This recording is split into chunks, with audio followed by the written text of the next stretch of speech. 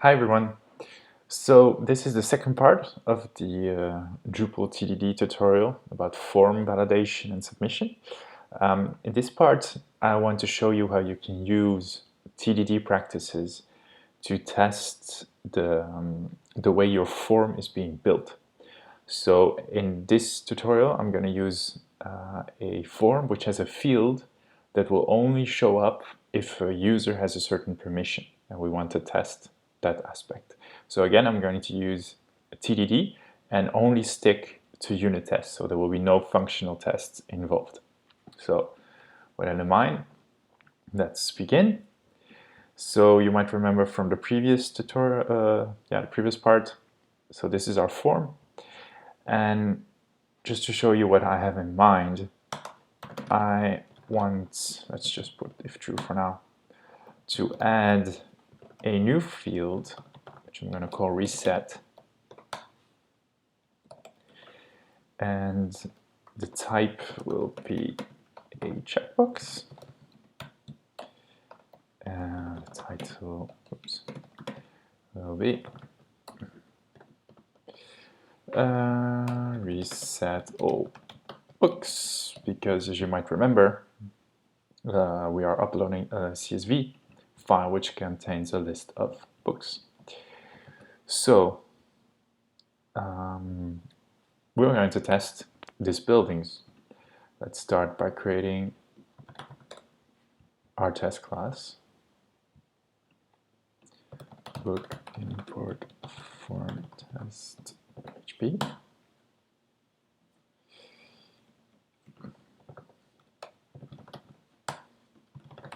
Drupal tests form validation units form.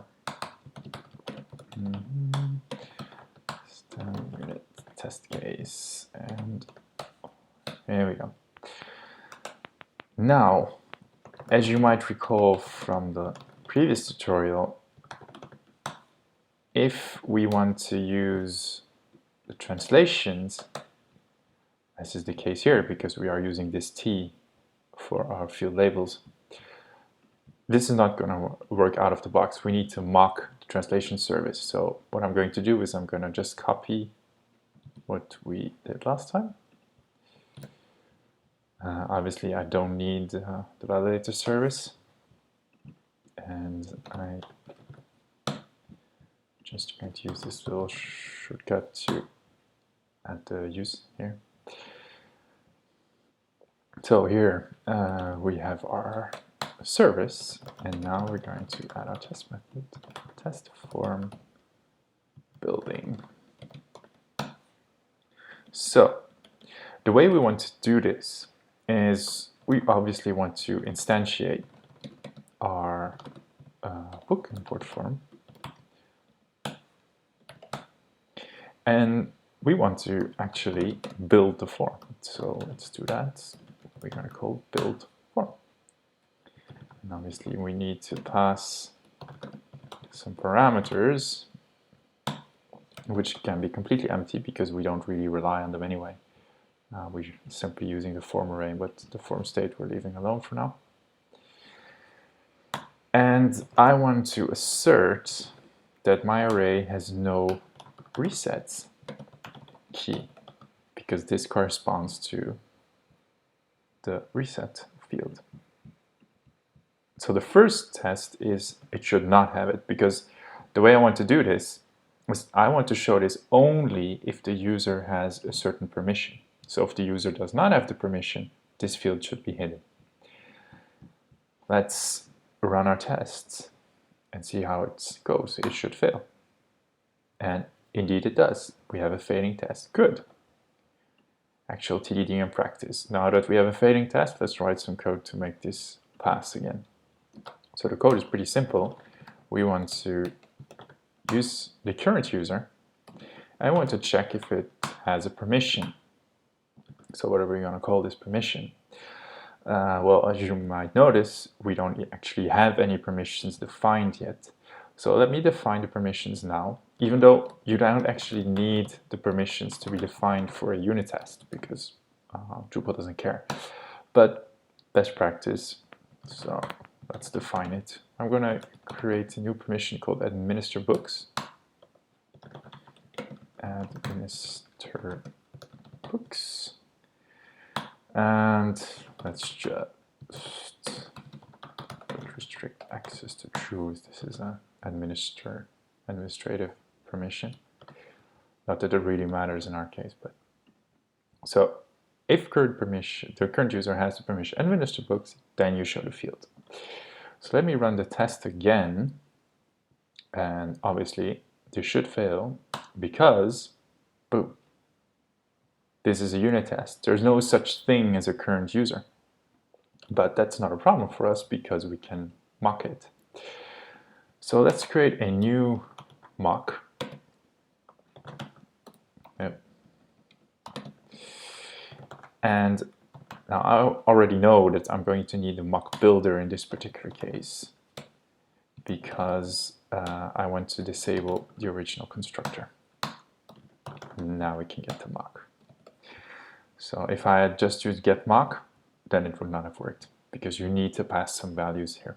And I don't want to bother. I want the simplest, dumbest test double possible. And in our container, we're gonna register our little service, if we can call it a service, ID. Current user is a user. So now this should work. And indeed, it works. So why does it work? Why does it work where we have a test double that doesn't do anything? Well, pretty simple. The test double will implement all methods and will simply return null. So the has permission administer books on our mock will return null, which is basically the same as returning false. So it works. Now, next part is that we want to make sure that if our user has the correct permission, we want to see that field. So the way I'm going to do this is that I'm going to copy these over and I'm going to assert that it has the key. But obviously that doesn't work because we're still dealing with the same user. So let's update our mock. So let's enhance our mocked user. The way we do this is that we want to use the actual service that we just registered. So now we have our user here. But this user here, it's a test double. So we can play with it. And that's exactly what we want to do. So we expect, what's this? So expects this any method has permission with this equal to. So if has permission is called with the value administer books, then we want this to return true. See what we did here? Here we don't bother. We just use the default user, which is just as using an anonymous user. It doesn't have any special permissions. And then here we enhance our mock. And has permission with administer books will return true. And if we run a test again, boom, sure enough, it passes. And again, I mean, we are using test-driven development practices here for a Drupal module, for a Drupal form. And we are testing the way it's being built. So this is a very simple example, but surely you can already see the kind of power you get from using a unit test to actually test the build form method. Of course, there will be situations where you cannot use a unit test and you will need to revert to a kernel test. And sometimes you might even want to actually test the UI and use a functional test. But as I've stated before on my blog, in person, or in the previous tutorial, in most cases, I would say 95% of the time, you do not want to use a functional test to test your form. Please don't. It's overkill and it's super slow to run and very hard to debug at that. So here we use a unit test, and let me show you something else that's neat because we are using a unit test. It's that we can compute the test coverage.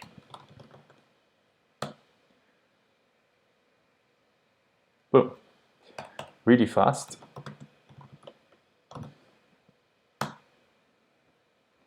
So here we have our test coverage. If you remember from the last tutorial, we were at 40%, I believe. So here we're already almost at 90. So we are at 100% here from our previous tutorial. And here, this is our form. We have a pretty decent test coverage concerning what we just did. So obviously, this is always like the thing you need to be careful with. You get a high percentage, but in fact, we're only testing this part. But again, this is the only part that we really want to test, because the CSV file upload or the form actions, this is just configuration. There's no logic here. So once it's set, usually you won't touch it again. So there's no really true added value to test that the configuration is configured as you want. Whereas this might change. I mean, of course, this is a very simple Boolean condition. But imagine if here you had something a little bit more complex. Well, you want to make sure that this continues working and that your form keeps on building as you intended to.